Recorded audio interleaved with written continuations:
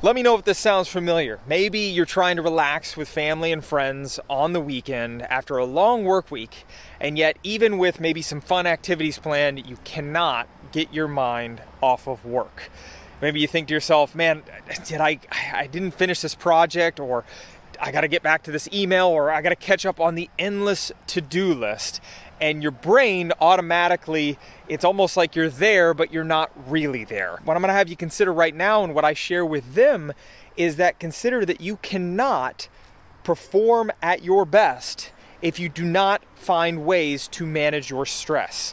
You just cannot. Most of the guys that come to me, they want to finally, stop the slide, recapture the energy and the guy that they remember back in their younger years, who was just full of energy, full of enthusiasm, who wasn't sick and tired of being sick and tired, and wasn't drained by the end of the week and feeling, stressed out to the max.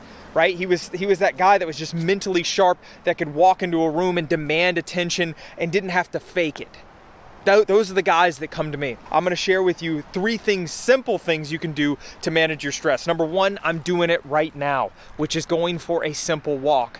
Simply put, if you are maybe doing a task that you're overthinking, or you're overwhelmed with just work in general, going for a walk, as simple as it is, I would invite you right now, before you click off, I would not write this off. It's so simple yet so powerful. Science has proven that when we go for a walk, if we're overwhelmed or anxious about something, what it can do is take out of the mid part of your brain, which is where the emotions fly, right? Which is where we can start reacting things, where we can come short and impatient with those we love and lead. If you find yourself in that mode of overwhelm and stress, going for a simple walk can put it back in the prefrontal cortex, which is the front of your brain, which is allow you to think through things logically, make clear decisions. It can help just going for a simple walk. Number 2, ask yourself a very important question. And that question is the current thing that I'm overwhelmed or stressed about, will it matter 5 years from now? Oftentimes, we make things worse off than they actually are.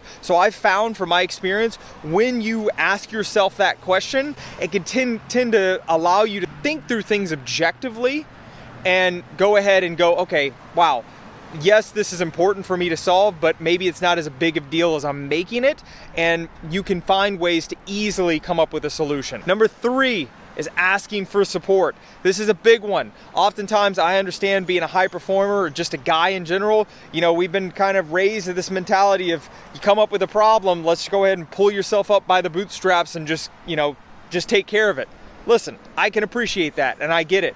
But I found from my experience is that what has helped propel success and help me get out of the realm of stress and overwhelm is having coaches, mentors, people in my corner that I respect, that even if I know maybe the answer to something, but I'm looking too close at a problem, that they can just help spot that blind spot and move me in the right direction and help me. So whether it's a coach, a mentor, someone that that will help you get out of that overwhelmed spot, but they'll actually get and understand what you're going through, that can help. And listen, I know being a guy, it can be easy to go with that mentality of like, I don't ask for help because that may seem weak.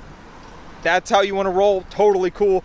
But I found that guys do ask for support, at least the successful ones anyways.